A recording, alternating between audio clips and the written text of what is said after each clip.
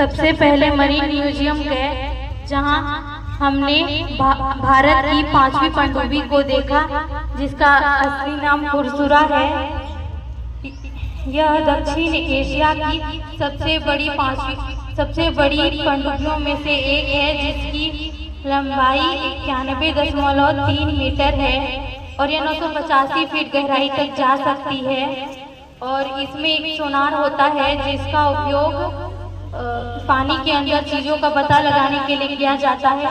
इससे दुश्मन की जहाजों का भी पता लगाया जाता है। और इसमें टोटल 22 मिसाइल होते हैं, जिससे दुश्मन की जहाजों को नष्ट किया जाता है।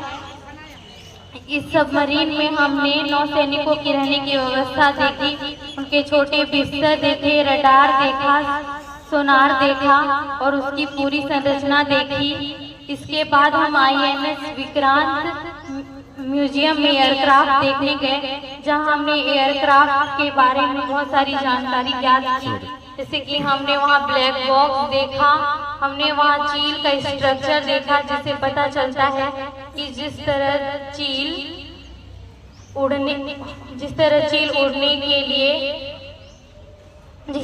उड़ती है, वैसे ही पायलट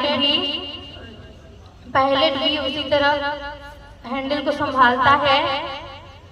और उसके बाद उसमें हमने जो ब्लैक बॉक्स देखा, वह एक टेप रिकॉर्डर होता है।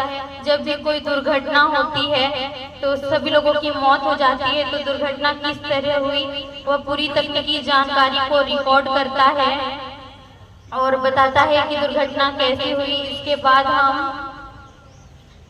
बाद हम फाइटर जेट को देखने गए, सी हैरियर म्यूजियम गए। वहाँ हमने फाइटर जेट को देखा। उसे इस तरह लटकाया गया था कि वह वायु में उड़ान कर रहा है।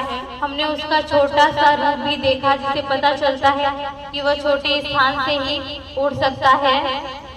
और इसका उपयोग लड़ाई में किया जाता है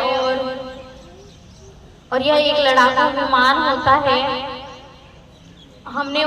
फिर हम कैलाशगिरी गए, जहां हमने समुद्र को देखा, वहाँ समुद्र मंदिर और पहाड़ों के तीनों संगम को देखा। हम के बीच पर गए, जहाँ पर हमने प्राकृतिक सौंदर्य को देखा।